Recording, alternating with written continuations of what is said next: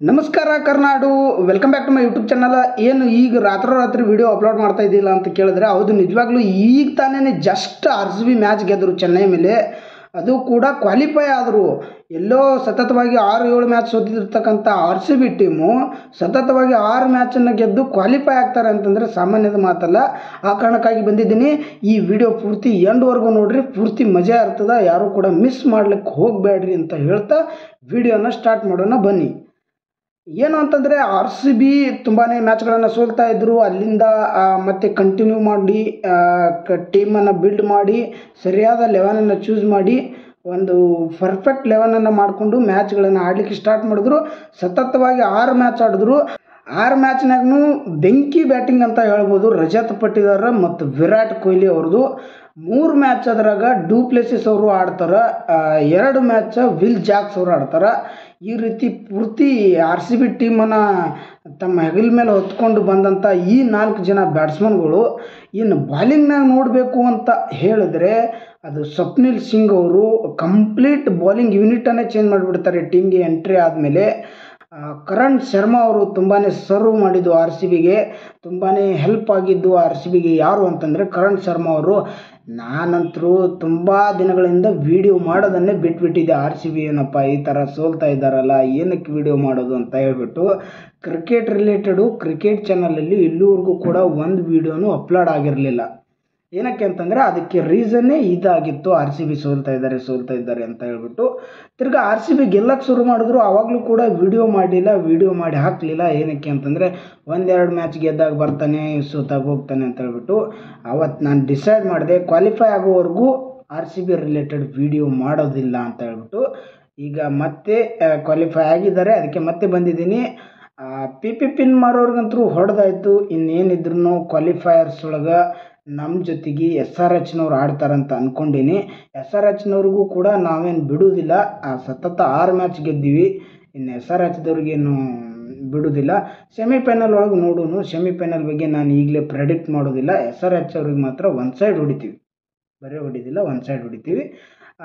ಏನೇ ಆಗಲಿ RCB cup ಗೆದ್ದಟ್ಟೆ ಖುಷಿ ಆಯಿತು ನಮಗೆ. ಏನಕ್ಕೆ ಅಂತಂದರೆ RCB ಕ್ವಾಲಿಫೈ ಆದರು. ಚೆನ್ನೈ ಟೀಮ್ ಮೇಲೆ ಗೆದ್ದರೆ ಸಾಕು, ನೀವು ಕ್ವಾಲಿಫೈ ಆಗೋದು ಬಿಡಿ ಅಂತ ಮಾತಾಡ್ತಾ ಇದ್ದಂತಹ ಇರ್ತಾರಲ್ಲ, ನಮ್ಮ ಮನೆದುಂಡು ಮನೆದು ಮಾತಾಡೋ ಮಂದಿ, ಅಂಥವ್ರಿಗೆಲ್ಲ ಒಂದು ಒಳ್ಳೆ ಪಾಠ ಅಂತ ಹೇಳ್ಬೋದು. ಏನಕ್ಕೆ ಅಂತಂದರೆ ನಮ್ಮ ಮನೆ ಊಟನೇ ನಮಗೆ ಚಲೋ, ಮನೆಗೆ ಊಟಕ್ಕೆ ಹೋಗಬಾರ್ದು. ಮನೆ ಊಟ ಭಾಳ ದಿನ ಹೋದ್ರೆ ಮಂದಿಗೆ ಬೇಸರ ಆಗ್ತೀವಿ. ಹೀಗಾಗಿ ನಮ್ಮ ಮನೆ ಊಟ ಬಿಟ್ಟು ಮನೆ ಊಟಕ್ಕೆ ಬೆನ್ನು ಹತ್ತಾರಲ್ಲ ಅಂಥವ್ರೆಲ್ಲ ಇದು ತಿಳ್ಕೊತೀರಿ, ನಾ ಯಾರಿಗೆ ಹೇಳತ್ತೀನಿ ಅಂತ ಹೇಳ್ಬಿಟ್ಟು ತಿಳ್ಕೊತೀರಿ ಅಂತ ಅಂದ್ಕೊಂಡೀನಿ. RCB ಗೆದ್ದೈತಿ, ಎಂಜಾಯ್ ಮಾಡೋಣ. ಇಲ್ಲರ ಫುಲ್ ಪಟಾಕ್ಷಿ ಹಾರಿಸ್ಲಾತ್ತಾರ ಹೊರಗೆ ಹೋಗುವಂಗಿಲ್ಲ. ನಾನು ಹೋದರೆ ನಿಮಗೆ ತೋರಿಸ್ತಿದ್ದೆ.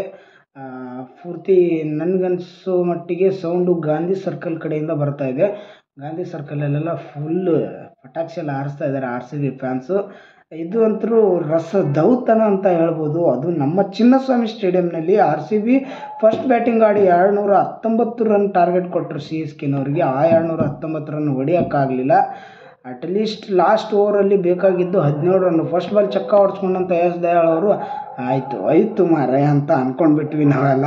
ಏನಕ್ಕೆ ಅಂತಂದರೆ, ಯಾವುದೋ ಮೂಲೆಯಲ್ಲಿದ್ದಂಥ ರಿಂಕು ಸಿಂಗ್ ಅವರು ಬಂದುಬಿಟ್ಟು ಎಸ್ ದಯಾಳ್ ಅವ್ರಿಗೆ ಸತತ 5 ಚಕ್ಕ ಬಾರಿಸ್ಬಿಟ್ಟು ಮ್ಯಾಚನ್ನು ಗೆಲ್ಲಿಸಿದ್ರು. ಅದೇ ರೀತಿ ಮಾಡಿಬಿಟ್ರೇನೋ. ಮೊದಲೇ ಕ್ರೀಸಲ್ಲಿರೋದು MS ಧೋನಿ ಮತ್ತು ರವೀಂದ್ರ ಜಡೇಜಾನ, ಒಳ್ಳೆ ಬ್ಯಾಟ್ಸ್ಮನ್ಗಳು ಅವರಿಬ್ಬರು ಕೂಡ. ಅದೇ ರೀತಿ ಮಾಡಿಬಿಟ್ರೇನೋ ಅಂತ ಅಂದ್ಕೊಂಡಿದ್ವಿ. ಆದರೆ ಎಸ್ ದಯಾಳ್ ಅವರು ತುಂಬ ಮೆಚ್ಯೂರ್ಡ್ ಬಾಲಿಂಗನ್ನು ಮಾಡಿದ್ರು. ನಾನು ಕಲ್ತಿದ್ದೀನಿ ಅನ್ನೋದನ್ನು ತೋರಿಸ್ಕೊಟ್ರು ಇಡೀ ವರ್ಲ್ಡ್ಗೆ. ಈ ಮ್ಯಾಚಿಂದ ಸೆಕೆಂಡ್ ಬಾಲು MS ಧೋನಿ ಅವರ ವಿಕೆಟನ್ನು ಕಿತ್ತು ಮುಖಾಂತರ 3rd ಬಾಲ್ ಡಾಟ್ ಮಾಡ್ತಾರೆ. ಶಾರ್ದುಲ್ ಠಾಕೂರ್ ಅವರಿಗೆ ಒಂದು ಒಳ್ಳೆಯ ಸ್ಲೋವರ್ ಬಾಲ್ ಅಂತ ಹೇಳ್ಬೋದು. ಅದಾದಮೇಲೆ 4th ಬಾಲಲ್ಲಿ ಸಿಂಗಲ್ ತಗೋತಾರೆ. 5th ball dot, 6th ball dot ಮಾಡ್ತಾರೆ. ಮತ್ತು ಇದು ಎಸ್ ದಯಾಳ್ ಅವರ ಒಂದು ಕರಿಯರ್ಗೆ ಬಿಗ್ ಟರ್ನ್ ಅಂತ ಹೇಳ್ಬೋದು. ಇಲ್ಲಿಂದ ಎಸ್ ದಯಾಳ್ ಅವರ ಕರಿಯರನ್ನು ಏನಾಗುತ್ತೆ ಅಂತ ನೀವೆಲ್ಲ ನೋಡಿ, ತುಂಬಾ ಚೇಂಜ್ ಆಗುತ್ತೆ, ತುಂಬಾ ಮುಂದೆ ಬರ್ತಾರೆ. RCBನ ಗೆಲ್ಲಿಸಿದ್ದಾರೆ ಅಂತ ನಾನು ಹೇಳ್ತಾ ಇಲ್ಲ. ಇಂಥ ಪ್ರೆಷರ್ ಸಿಚುವೇಷನಲ್ಲಿ MS ಧೋನಿ, ರವೀಂದ್ರ ಜಡೇಜಾ ಅಂಥವ್ರಿಗೆ ಈ ಥರ ಡೆಲಿವರಿ ಮಾಡಿದ್ರಲ್ಲ, ಈ ಕಾರಣಕ್ಕಾಗಿ ಅವ್ರು ಮುಂದೆ ಬರ್ಬೋದು. ಕಾದು ನೋಡೋಣ. ಒಟ್ಟಿನಲ್ಲಿ RCB ಗೆದ್ದರು, ಪ್ಲೇ ಆಫ್ ಸಿಗೋದ್ರಲ್ಲ, ಅದೇ ಖುಷಿ. ಏನೇ ಆಗಲಿ ಈ ಸಲ ಕಪ್ ನಮ್ಮದೇ. ತುಂಬ ದಿನ ಆಗಿತ್ತು ವಿಡಿಯೋ ಮಾಡಿ.